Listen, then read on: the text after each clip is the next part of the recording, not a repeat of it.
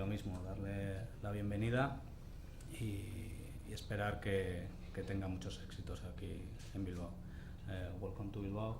Las cosas, ¿no? Lo primero, lo que él ha dicho, es un jugador que juega con mucha energía, con intensidad. Es un jugador versátil que puede hacernos dos posiciones, la de base y escolta. Y bueno, a nivel defensivo es un jugador intenso y a nivel ofensivo tiene muchas virtudes, es capaz de anotar tanto tirando como penetrando y bueno, la verdad es que tiene muchas virtudes que esperemos que saber explotar en Bilbao, ¿no? Hola Bilbao, soy Dairis Bertans, soy escolta.